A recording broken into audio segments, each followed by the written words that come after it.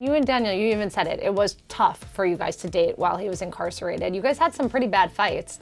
Yeah. What were a majority of them over? What were some of the issues that you guys were going through?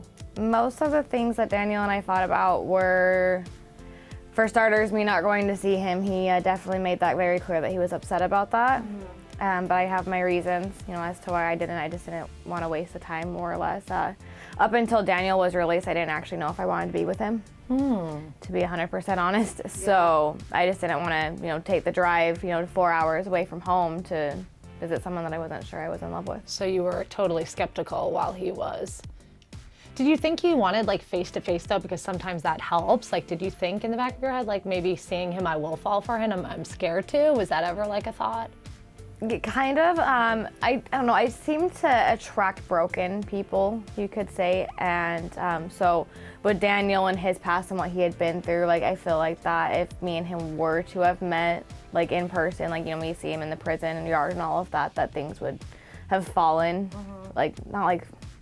Not fallen off, but I don't know, it's almost like it would have fallen deeper. And yeah. It's just, totally. Commitment's not my thing, so. Yeah. So how was it when he was released? How was your relationship? Has he changed? Were your feelings still there? My feelings definitely grew for Daniel when he was released. I was super nervous, as in the episode that aired. I started crying, overreacting because I didn't know what to do. It's first time I'm seeing this guy in 912 days. I didn't really know what to do about it.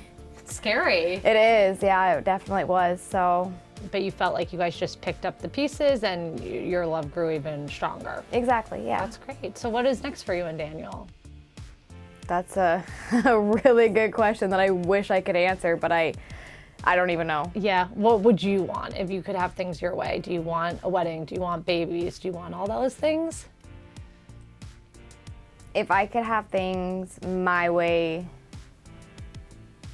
that's a really hard question for me to answer.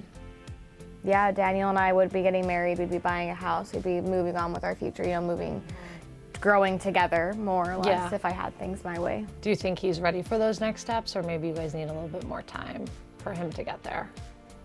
I feel like things definitely need to go at a slow rate. Okay.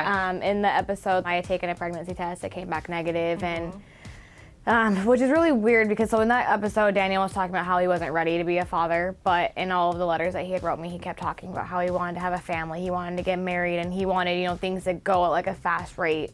And so that was, in my mindset, what we were doing. And then he completely did a 180 on me, and he's just kidding, I'm not ready. And I completely agree with that. At that point, he didn't have a job. Yeah. And, he didn't really have his life together, living in his, sleeping on his mom's couch, and things like that. Yeah. So definitely it's so much easier to say those things, but then when they're actually supposed to happen, it's probably a lot harder. Yeah, because actions speak louder than words. Yeah, it's true. So tell me about, I know you touched on it briefly, tell me about your relationship with Daniel's mom now. How is it?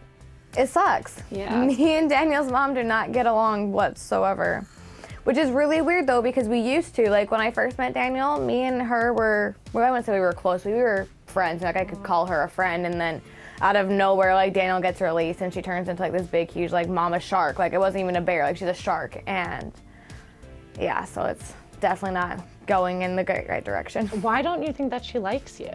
I feel like that she thinks that her son is perfect in every way, shape, or form, and that there's no female out there that's good enough for him. So it's not even just you, it's not be anyone. Yeah, exactly. It's there's no one out there that's the perfect fit for him, because he's this all innocent child and deserves nothing but the best. And where I drink on occasion, she's like, nope, you're automatically disqualified. Oh my gosh. Yeah. I can't imagine. That's probably really tough, and it probably takes a toll on your relationship with Daniel. How does it affect it? Is he taking his mom's side? Is he trying to stay neutral? He's a mama's boy for sure. So he definitely sees where she's coming from, and she's intervened in his relationships before, and he just lets her do it. He has no say, he doesn't say no, more or less, to his mom. So yeah, that's how that goes.